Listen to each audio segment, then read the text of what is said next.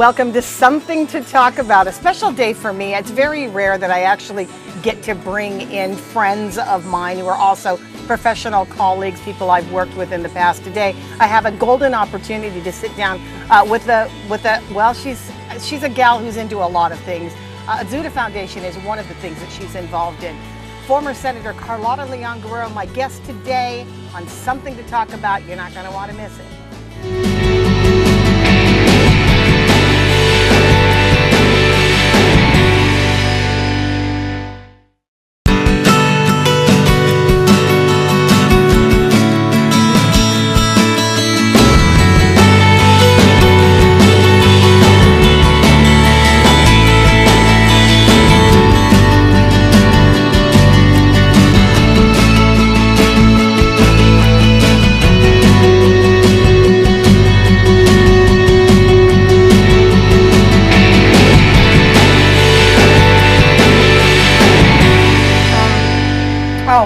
Well, this is kind of a moment what friends have when you eat each other's food. I want to be real about this. She may be a professional lady, but we're also really good friends. Car's been a guest on my show. Radio. Yeah, on the radio. Is this the first time you've done the TV? TV. Wow. Well, welcome to my table. I'm not used to TV anymore. Oh, well, I'm so glad that you're here. I'm not used to TV at all, so we're both in a very uncomfortable situation. But in a comfortable situation. Well, comfort food and friends. I'm more comfortable with Zach.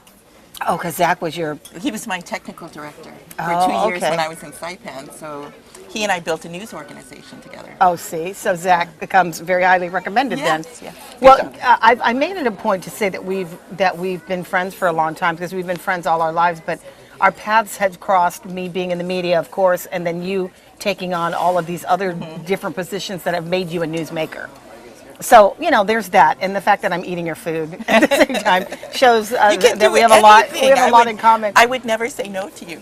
No, I don't think I can. No, honestly. I don't think I am capable. No, you don't. She never says no to me. She just doesn't answer her phone when it's a no. But anyway, we've been friends for a long time, and I've also covered a lot of things that you've done because you've done such great work. First of all, Merry Christmas to everyone. Merry Christmas. And we're so glad that you're able to join us. We're having a club sandwich and French fries and Simon. Spam Simon. Spam Simon, okay. So, first of all, I wanted to, your position over at Azuda Foundation allows you to travel a lot because that's really, there's like every once in a while I'll come looking for you and then you're off in sometimes it's like no man's land. You're off in these really dark places I've never heard of sometimes. And then you come back and educate me. Like you talked to me a lot about Kiribati. Yes. Just honestly, just getting to Kiribati is the one thing. Okay, so you want to like 4 days to travel from here to get to Kiribati. So first of all, what do you do when you're in Kiribati? Well, usually when I'm in Kiribati for the last so many years, I was working on shark conservation measures. So most of the time I'm the executive director of the Azuda Foundation, and then other times I'm off doing big time ocean conservation issues. And that when I go to Kiribati, that's when I'm working on shark protections. Stuff. Yeah, shark protection. So that's what would bring me to Kiribati. But now I'm happy to report there is a new route, and it's Air Nauru. To have Air Nauru back in the region is really exciting. So you fly somewhere in the south to the South Pacific. And I can go from here to Majuro on United, or I can catch up with Air Nauru in Pohnpei and Koh Samui. Air Nauru flies into those areas, and then I fly over to Majuro, and then from Majuro down to Tarawa, which is Kiribati. Okay. So Kiribati is just 40-minute plane ride from Majuro.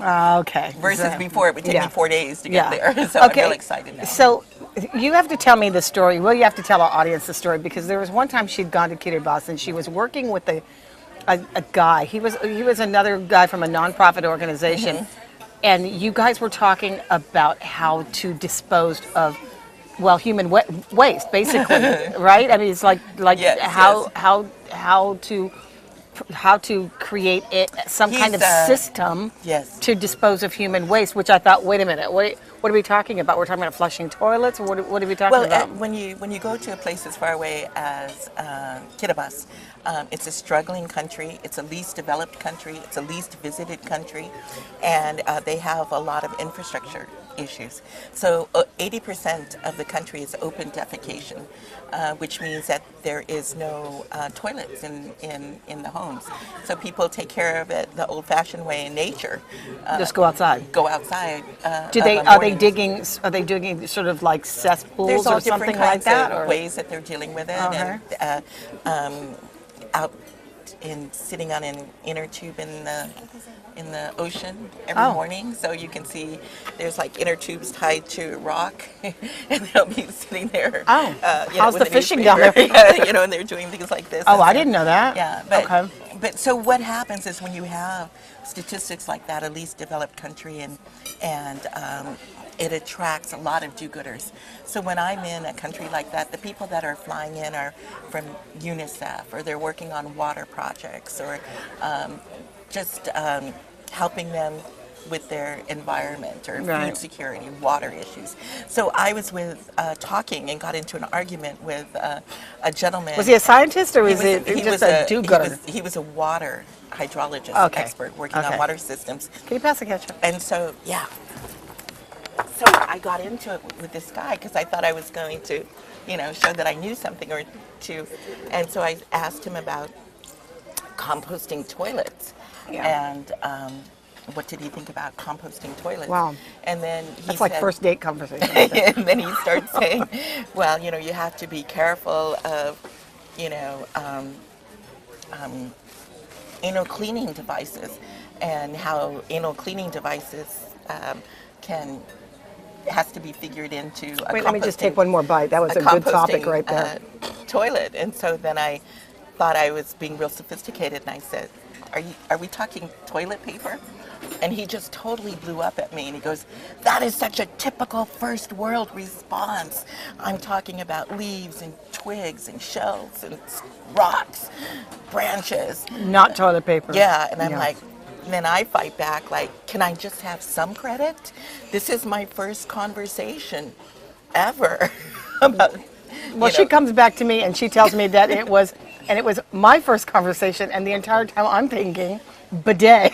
And when she told me that she was thinking You bidet, were mortified that I said bidet. and I said, and you I said- wish this guy had taken your he head would've- off. Yeah, he probably would have taken my He head would have off. lost a his bidet mind. in a place like that. But it opens my horizons. Yeah. It makes me aware of the struggles of other jurisdictions. And so these kinds of conversations had a lot to do with helping me make the shift, and the Azuda Foundation is making the shift and adding a new focus, which is water, to work on water issues on isolated, remote atoll islands. So we want to put together a team. We want to stand up a team. We want to write grants and get funding, and we want to go to remote islands and make a difference by strengthening water wells, improving and increasing water catchment, and then using technology, solar technology, to create a process that improves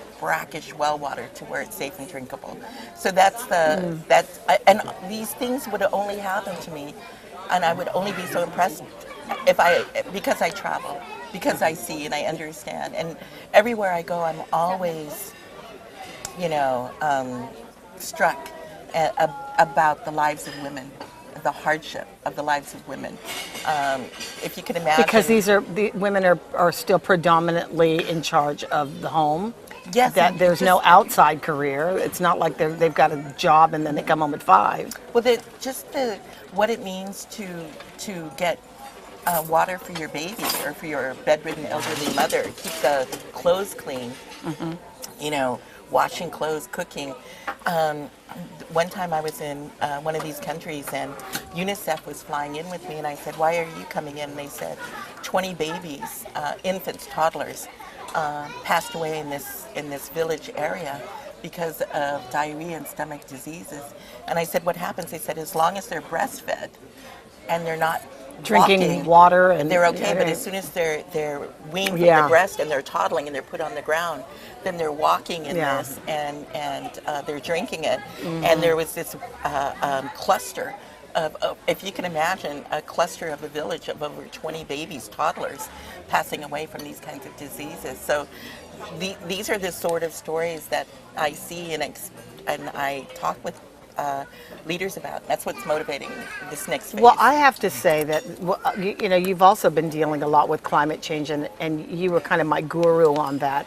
And I you know, I did some research. I watch every, you know, piece of news that comes out about it. You know, we've had conversations. I've talked to people in the, you know, Marshall Islands. They had a big conference here. Right. There was a big part of the conference here with PATA.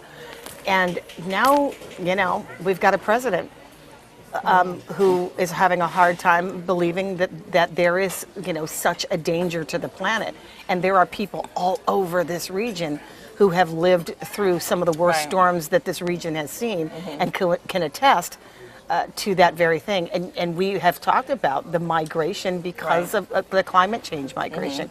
I know I want to touch on that. That's one thing, because I only have like a couple of seconds here to go to the break. But I want to touch on that because I know that you've done a lot of work. I also want to talk about some of the national monuments that the president has ordered to be preserved. And then you know, there's a lot of problems, challenges with the fishing industry, which is something that you Yes, know, because yes. she's also part of the Pew organization. Environmental Group. And so she does a lot of stuff like that. We're talking with Carlotta Leon Guerrero. We're eating French fries and Simon. And we're going to come back. We'll be right back.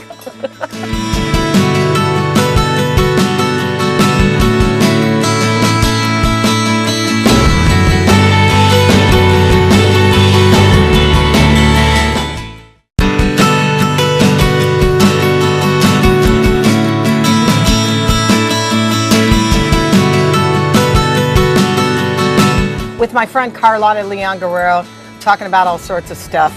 We're not talking about boys. We're talking about climate We were change. during the break. Yeah. I don't know if this is a politically sensitive topic to you, because, you know, your guy is Trump. I mean, well, you're Republican. I was just assuming. I guess you just saw my reaction there. Yeah. Well, I mean, that's a tough one. I mean, it's a tough one because now we've got a situation where, you know, the leader of the free world, you know, is having issues with the concept that, you know, entire islands could go underwater, which is something that you've been working on for a long time to try to gain awareness, and in the conversations we've had about how people have escaped Guam to start a new life because they're seeing their islands submerged. Well, I think President-elect Trump is within the mix. His opinion is definitely going to count. But I feel that there are so many efforts afoot, and there is so many funds that have been established, and there's so much work that has already been done that for me, I'm not interested in going and being on this stage, the world stage, and arguing the points. I want to put together a team and get funding and load up boats and go out to these islands and work on wells and catchment. And so all of my efforts are Off the political table. Are off the political table. And I think that so much ground has been gained. And right now there is hundreds and hundreds of millions of dollars that are sitting in funds that are snagged because there's too few organizations like mine and NGOs and others that are going to grab it and jump through the 80 hoops that it takes to get to it, to implement projects on the ground. So I just feel that the size of our islands and the populations, and I'm interested in getting out to an island with 424 people, another island that's got 186 people, another island with 1,500 people. So I'm going to stay focused on those numbers and those distances and funding in that level, and I'm just going to whittle away at it. I'm just going to tackle it and not get Not get too discouraged wrapped up. and wrapped up in somebody trying to unravel at that top level when there's so much that can be gotten and done that's Well, already in play. Yeah, but it must be at the same time emotionally it can be very and it's physically nerve-wracking to see somebody swoop in to try to undo things that were done recently in Paris. That's the part that's really difficult to watch because there were people who were Nobel Peace Prize nominees that Yes. sat before the president and and the world in Yes. Paris Two to of make them- these loud statements. And Two of them Yeah. are friends of mine from the RMI, Tony DeBroom, and from Kiribati, President Anote Tong, and they were both leaders in creating the Paris Accord. I'm specifically talking about Tony DeBroom because he was up for a Nobel Peace Peace Prize. Prize, yeah. And, I watched him, how he did this. He was zooming in and out of Guam for a year and a half before Paris. And I would see him everywhere. I would see him on the planes. We're in Fiji. We're all over the place because the other year I was on the road 157 days. And so I was running into Tony DeBroom everywhere. And he told me that his strategy was he was counting votes. So he used that 18 months to go all over the world to get the commitments, and he was getting this is what you learn in the United Nations and different places, like a tiny country like Tuvalu has a vote, or Kiribati, 165 people, they have a vote. Palau has a vote, 22,000 people, they have votes in the UN. So it's easier to get those votes than it might be to get Argentina, which might have, like 30 yeah. million people. So Yeah. he was going all around, and he was lining up as many votes as he could, so that when he went to Paris, he didn't hit the ground in Paris looking for votes. Yeah, trying to He'd done lobby it- while he was there, He'd yeah. done it well in advance. And I think that road trip and that time away from home took him away from his voters, because it was just really something to see that he led the world in creating the Paris Accords on climate change, and then while he was there, lost his seat, Yeah. was voted out of office, Yeah. and lost his seat, and You got to tell the story. I don't think he would mind you telling the story, Tony DeBroom, of President Obama getting up on the dais during the. yeah, Tony DeBroom had a great story. That's funny because I think he would have told it anyway was because there. it was an amusing story. So Tony DeBroom ran into us at a meeting in Pohnpei. So I'm sitting there with the Pohnpei speaker, Fernando Scallium, and this friend of ours, Willie Hawley, who's a traditional chief and working with me on climate change. And so we're sitting there, and I go, what was it like when President Obama came to Paris? Did you meet with him? Did you talk with him? And, so that's what it's like when you get together. Yeah. You're like, Oh, yeah. what's the Queen like? What's Yeah, so-and-so yeah, like? So yeah. it was like, what's Obama like? And so he said that they were in this room, and it was just all Pacific leaders. And he had Tony DeBroom on one side from the Marshalls and President Tong from Kiribati on the other side. And so he took out and there was only like 7 or 8 people in the room. They were just the Pacific leaders that were there. And he took out his remarks and he started reading from it. And the first thing that he read was The note that was on top of this Yeah. is the president. and what he read out loud was the audio directions that his staff had given him. And it said, do not say Kiribati. It's pronounced Kiribati. Their T is pronounced like an S.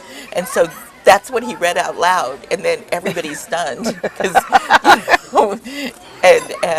So then everybody was waiting to see how he was going to cover from Right. it. And so then he put the thing down, and he turned to President Tong, and he goes, Mr. President, why is your T silent? Why do you pronounce your T like an S? And then President Tong goes on, and then everybody starts laughing, and President Tong goes on to explain that when the missionaries came to Kiribati, what they heard and what they wrote, and they were stuck with what the missionaries had done to their alphabet. And then President Obama, who's from Hawaii, goes, "That wouldn't be those same missionaries that came to Hawaii with us." And then they all cracked up. Well, there's something in common Very there. common. Yeah. Let's dump on the missionaries. Yeah, And yeah. so- You let the missionaries say they're no longer you. well, it's just it would be embarrassing to be sitting there Yeah. and and say, "This is my good friend." An international faux pas, right? Yeah, and then Oh, that's mispronounce funny. his country. So That's funny. I guess that's in our group of political type leaders, and Yeah. that's our idea of funny. From a home standpoint, though, Azuda Foundation has been doing a lot. Car just told me that she has been in the market of like donating books or getting books from the Department of Education here, and making sure that they get to some of our neighbor islands that don't Right. otherwise have the hard books, or they don't have that Right, literature, right. right? And so you're transferring boxes of books. What are they going to go on a container? We used to take possession of them. We had this working relationship with. I'm sure your brothers are really happy you're no longer taking possession of textbooks. Yeah. And so we're having a closer working relationship with the Department of Education, and then facilitating their continuing developing relationships with other education departments in Micronesia. Oh, that's good. So if we don't take these books, they go into the landfill. And that would be a sin. If you saw these books, it would be a sin. So It hurts your ears just hearing that. yeah, so That perfectly good books are going to just go up in right. flames. So the Department of Education and these other schools in Micronesia are really aware of how one flows into the other. These schools from Micronesia, because of the compacts of free association, so many of them you could consider like feeder schools into the Guam Department of Education. So those books from Guam Department of Education, it's like getting a second life in these schools that have an impact on them. If they were thrown in the landfill, they would be of no use to anyone. But it's always really interesting when you say that the kind of literature that we're sending over to them are books about America's history. Some of them need to be updated for Right, sure, right, but they're learning about American history, and they're learning math, and they're learning science, and they're learning history based on U.S. knowledge. Is that good? Is that detrimental? They can always say and pick and choose, and they are now picking and choosing which books they like. So there is of course choice there. But what they acknowledge is that it's the same curriculums. These books are the same that we're using here, often the books that they're using there. But on the bigger question, I think that the Micronesia, the Federated States of Micronesia, Marshalls, Palau, they entered willingly into political relationships with the United States, and everybody wanted to see a democracy flourish. Yeah. And I think that the roots are very deep. So because so many of them have been moving to the United States or joined the military. It now or has here. become their history. It's becoming their history too. It's something that they feel very strongly about. So Yeah. when I see different countries like China and others, coming over and saying, "I want to build your governor's office," or "I want to, build that," then that's an effort to make friends. But the United States is doing things like Head Start, well baby checks, things like that. It's a fundamental, commitment to To these cultures. to them as people, not just coming in at the end and building you a government building for your governor, but when the United States for years has been doing, well baby checks. I Yeah, think okay. that counts. Well, that kind of wraps up our time. We didn't even finish this sandwich, but we'll start on that. I had just a last was so question. easy. I know. Yeah. So who's your boyfriend now? I'm kidding. Look at that look on your face. We're not even going to go there. Do you even have a boyfriend? I have somebody that's a special friend. I didn't even know that. Really? I do. Oh my gosh. I just found that out. Hey, listen, I hope you're having a Merry Christmas. Thanks so much for joining us. Thanks for this entire year of being watchers of Something to Talk About here from King's Restaurant in Tamuini with my friend Carlotta. Have a nice day. We'll see you next time.